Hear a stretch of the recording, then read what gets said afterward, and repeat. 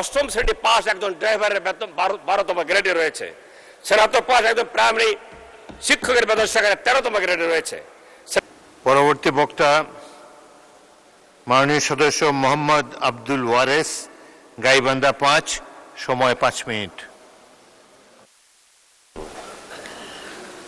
আসসালামু আলাইকুম রহমতুল্লাহ, নাহমাদুহু ওয়া নুসাল্লি আলা রাসূলিল কারীম। মাননীয় স্পিকার, আপনাকে ধন্যবাদ।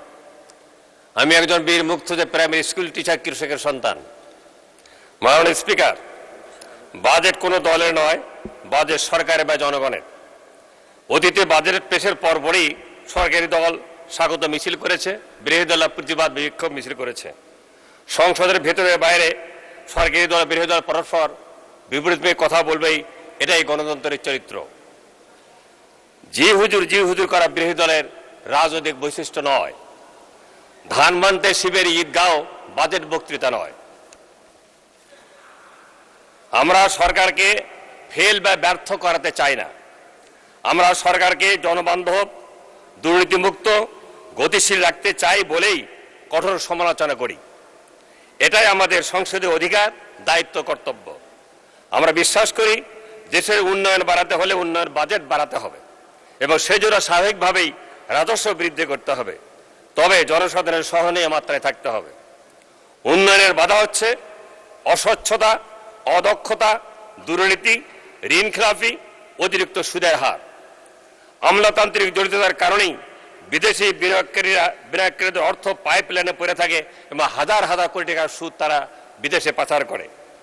এবারের বাজেটও আমাদের সুদ পরিশোধ করতে পারে 1,70,000 কোটি টাকা। মাননীয় স্পিকার, আমার মনে হয়েছে মাননীয় অর্থমন্ত্রী জাতিকে অন্ধকারে রেখে নিজেকে বাহাবা নিতে চান নাই, বরং বাজেট বক্তৃতা তিনি অনেক সত্য কথাকে সত্য হিসেবে স্বীকার করেছেন এবং অর্থনীতির ক্ষেত্রে ভয়াবহ চিত্র তুলে ধরে জাতিকে সতর্ক করেছেন। এজন্য মাননীয় অর্থমন্ত্রীকে শ্রদ্ধা জানাই এবং ধন্যবাদ জানাই। মাননীয় অর্থমন্ত্রী স্বীকার করেছেন রাজস্ব খাতের দুর্বলতা আমাদের অর্থনীতির একটি গভীর সমস্যা, অর্থাৎ সরকারের আয় বাড়ানোর সক্ষমতা যথেষ্ট শক্তিশালী নয়। 2025-26 সালের রাজস্ব আয়ের লক্ষ্যমাত্রা ছিল 5,88,000 কোটি টাকা। সেখানে মাত্র 10 মাসে আদায় হয়েছে 3,82,896 কোটি টাকা। আর 2,06,000 কোটি টাকা, 2,06,896 কোটি টাকা অনাদায়ী রয়েছে। এতে বোঝা যায় আমাদের রাজস্ব আয়ের যথেষ্ট দক্ষতা নাই। মাননীয় অর্থমন্ত্রী আরো বলেছেন, শুধু সম্পদ আহরণই নয়, বরং বাজেট বাস্তবায়নের সক্ষমতাও তো ঘাটতি রয়েছে।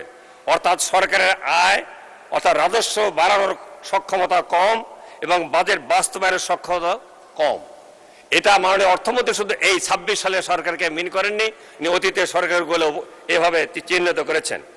2025-26 অর্থ বছরে বরাদ্দ ছিল 7,97,000 কোটি টাকা। জুলাই এপ্রিল 10 মাসে ব্যয় হয়েছে মাত্র 60% এবং বাস্তবায়ন হয়েছে মাত্র 40.7%। এখানেও সরকারের ব্যর্থতা প্রমাণ চিত্র তিনি তুলে দিয়েছেন।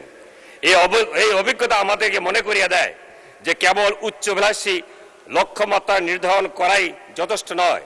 রাজস্ব আহরণ, ব্যয় পরিকল্পনা এবং বাজেট বাস্তবায়নের মধ্যে বাস্তবায়নের মাধ্যমে ভারসাম্য নিশ্চিত করা প্রয়োজন।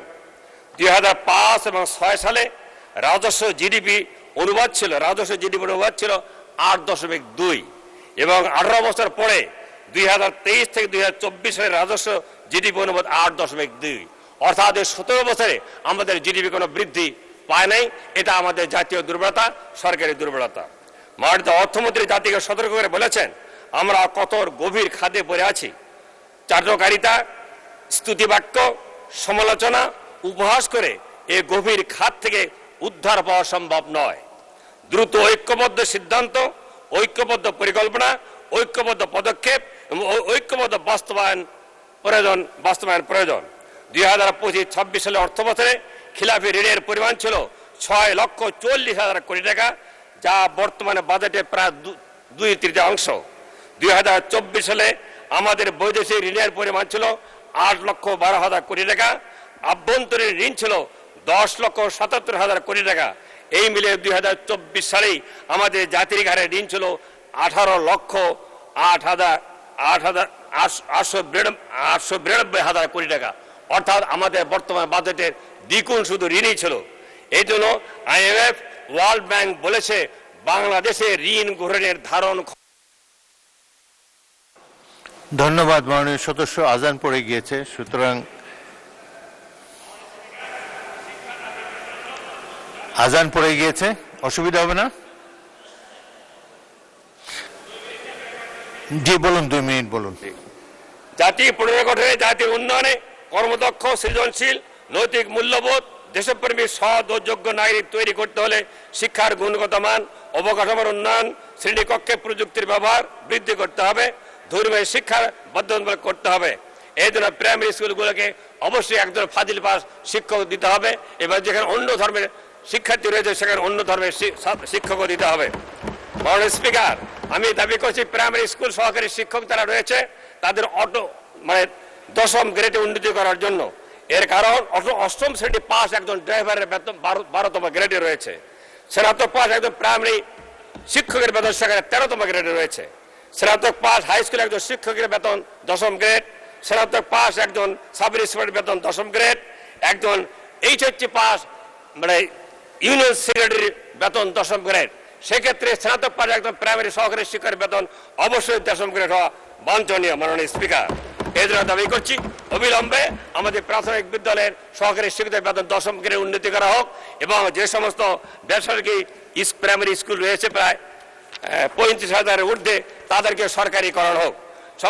মাননীয় স্পিকার, আমাদের মুক্তিযুদ্ধের ইতিহাস আমরা সবাই আমরা এই মুক্তিযুদ্ধকে সম্মান দিচ্ছি, আমরা ভাতা দিচ্ছি, কিন্তু এবারের বাজেটে শুধু খেতাবদারি বীর মুক্তিযোদ্ধাদের 5,000 টাকা ভাতা বৃদ্ধি করা হয়েছে, কিন্তু সাধারণ মুক্তিযোদ্ধার ভাতা বৃদ্ধি করা হয়নি।